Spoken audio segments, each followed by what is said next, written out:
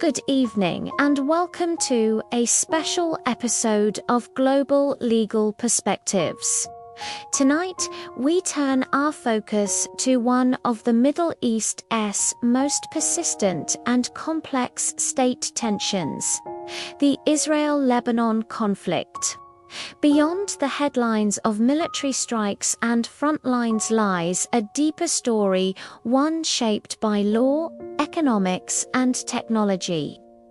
Our goal tonight is not to assign blame, but to understand. We aim to explore, historically, legally, and strategically, how two neighboring nations might navigate a path from entrenched conflict toward potential cooperation. Joining me are two outstanding legal minds, each offering a unique and vital perspective from their side of the border. From Tel Aviv, Israel, we have Maya Ben-David, a human rights and international law attorney specializing in border and security law. And from Beirut, Lebanon, we welcome Lina Haddad, a constitutional and humanitarian law lawyer deeply involved in her nation's post-war legal reform efforts. Thank you both for being here. Let's begin at the beginning. The modern states of Israel and Lebanon were born from the remnants of the Ottoman Empire, their borders drawn by colonial powers. This shared history quickly diverged. Maya, from an Israeli legal standpoint, how is the initial conflict framed? Thank you, Dr. Grant. Legally, Israel's perspective begins with its establishment in 1948 and the subsequent war for independence. The Armistice Agreement of 1949 with Lebanon established a line of demarcation, but it was never a formal peace treaty. For decades, the primary legal concern was state survival and securing recognized borders against external threats. The conflict was seen as one between sovereign states. However, the dynamic fundamentally shifted with the influx of Palestinian militants into southern Lebanon after 1970. Which turned the border into a front for non-state actors. From Israel's legal viewpoint, this created a new challenge. How does a state lawfully defend itself against attacks originating from a neighboring territory where the host government has lost effective control? Lina, from Beirut, how does that narrative compare with the Lebanese perspective? From a Lebanese perspective, Dr. Grant, the story is one of sovereignty under siege. In 1948, Lebanon was a reluctant participant in the Arab-Israeli War. For years, the border was relatively calm. The real crisis began when Lebanon became an unwilling host to the PLO, importing a conflict that was not its own. This led to Israeli invasions in 1978 and 1982, which were violations of our sovereignty under international law. UN Security Council Resolution 425 called for Israel's immediate withdrawal, a call that took 22 years to be fulfilled. So for us, the origin is not just about non-state actors. It's about repeated violations of our territorial integrity and the failure of our state, weakened by civil war, to defend its own land and people. This brings us to the evolution of the conflict, particularly the rise of Hezbollah during Lebanon's civil war and Israel's occupation. Maya, how did Israel's strategic and legal doctrine adapt to this new reality? The rise of Hezbollah presented a hybrid threat. It was a political party, a social service provider, and a heavily armed militia backed by Iran operating within a sovereign state. Israel's legal strategy shifted from state-to-state conflict norms to a counter-terrorism framework. The concept of self-defense under Article 51 of the UN Charter was invoked. But the challenge was applying it to a non-state actor deeply embedded within a civilian population. This led to the development of legal doctrines around proportionality and distinction in asymmetric warfare. The 2006 war was a turning point. It wasn't just about pushing a threat back. It was about establishing deterrence by demonstrating the severe cost of any future attack, a doctrine that has defined our security posture ever since. Lena, how did Hezbollah's rise and the 2006 war impact Lebanon's internal legal and political structure? The 2006 war was devastating for Lebanon. It highlighted the state's central weakness. It did not hold the monopoly on the use of force. UN Resolution 1701, which ended the war, called for the disarmament of all armed groups in Lebanon and for the Lebanese army to deploy to the south. While the army did deploy, the disarmament clause has never been implemented. Hezbollah argues its weapons are necessary for national defense against Israel.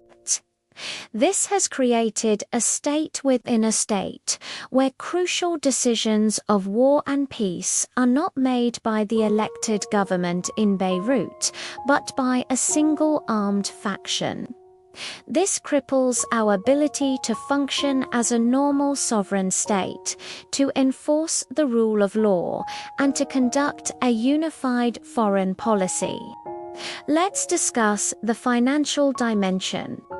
Wars are incredibly expensive, not just in military spending, but in economic devastation. Maya, what has been the economic cost for Israel in maintaining its deterrent strategy? The financial cost is substantial. Israel's defense budget is consistently one of the highest in the world as a percentage of GDP. A significant portion goes toward developing and maintaining multi-layered missile defense systems like the Iron Dome, David's Sling, and Arrow. These are purely defensive, but they are incredibly expensive to operate. Each Iron Dome interceptor costs tens of thousands of dollars. During a major escalation, the daily cost can run into the hundreds of millions. This is a direct diversion of funds that could otherwise be invested in education, healthcare, or infrastructure. The economic goal of our deterrence is to make conflict so costly for the other side that it is not initiated. But the price of maintaining that readiness is a constant, heavy burden on the Israeli taxpayer. Lena, for Lebanon, the economic story is one of utter collapse. How does the ongoing conflict with Israel exacerbate this crisis? It's a catastrophe multiplier. Lebanon is in the midst of one of the worst economic collapses in modern history. The state is bankrupt. In this context, the conflict is not just a drain, it's a death blow to any hope of recovery. The recent escalations since October 2023 have destroyed what was left of the agricultural sector in the south, displaced nearly 100,000 people, and shattered investor confidence. Who would invest in a country on the brink of another full-scale war?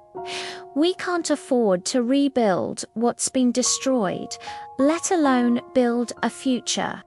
The conflict prevents tourism, blocks foreign investment, and perpetuates a cycle of instability that makes economic reform impossible. For Lebanon, peace isn't just a political goal, it's a precondition for economic survival. Technology plays a huge role in this. We've seen an arms race of sorts, from Israel's advanced defense systems to Hezbollah's precision-guided missiles. Maya, how does technology shape the battlefield and the legal debates around it? Technology is a double-edged sword. On one hand, systems like Iron Dome save civilian lives and, by reducing casualties, can give decision-makers more room to avoid escalating. Our precision targeting capabilities are also key to upholding our legal obligations under international humanitarian law, distinguish between combatants and civilians. We invest heavily in intelligence and technology to minimize civilian harm.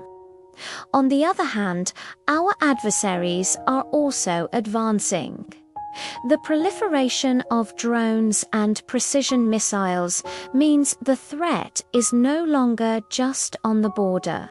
It can reach any city in Israel.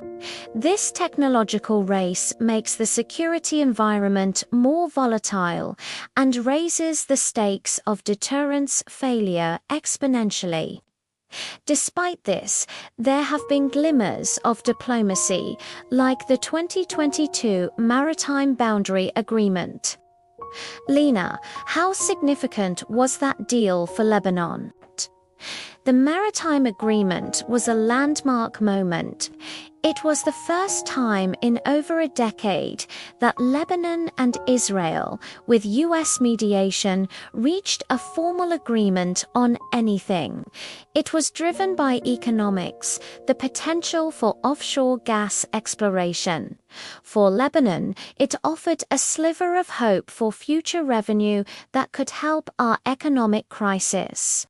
More importantly, it proved that pragmatic, interest-based negotiation is possible, even between two states technically at war. It showed that it's possible to de-link economic cooperation from the broader political conflict. However, its promise has been overshadowed by the recent military escalations, reminding us how fragile any progress is. As we look toward the future, what would a potential resolution look like? Let's close with your final thoughts on a path forward. Lena, what does peace require from your perspective? Conflict is not just about territory, it's about legitimacy, governance, and dignity. For Lebanon, peace begins when its institutions can stand on their own when the state reclaims its monopoly on security from all factions, and its citizens can finally believe that stability is possible. It requires the full implementation of UNResolutions, a functional government that can deliver for its people, and an end to the external interference that has fueled our internal divisions for so long. Only a strong, sovereign Lebanese state can be a reliable partner for peace. And Maya, your closing thoughts. For Israel, peace begins when its citizens no longer live under the daily threat of rockets or incursions. That sense of security is non-negotiable. But that peace must also recognize the other side's sovereignty and humanity. We understand that long-term security cannot be based solely on military superiority. Durable security rests on reciprocal trust and verifiable commitments. It requires a partner on the other side who is both willing and able to enforce those commitments. The maritime deal showed it's possible. The next step must be to build on that logic, moving from managing conflict to resolving it. Tonight, we've heard the immense complexity of this conflict: law, economics, security, and identity all intertwined. Yet, we've also seen something rare and hopeful: two brilliant lawyers from opposite sides of a hostile border, speaking a shared language, the language of law, reason, and pragmatism. Perhaps that is where a true resolution ultimately begins. Thank you so much, Maya Ben-David and Lena Haddad, for this incredibly insightful and courageous conversation. And thank you, our audience, for joining us. If you found this discussion valuable, please give this video a thumbs up, subscribe to Global Legal Perspectives, and hit the notification bell so you don't miss our future episodes. Your support helps us continue to bring these important conversations to light. We'd love to hear your thoughts in the comments below. Thanks again for watching, and stay tuned for our next deep dive into the world's most pressing issues.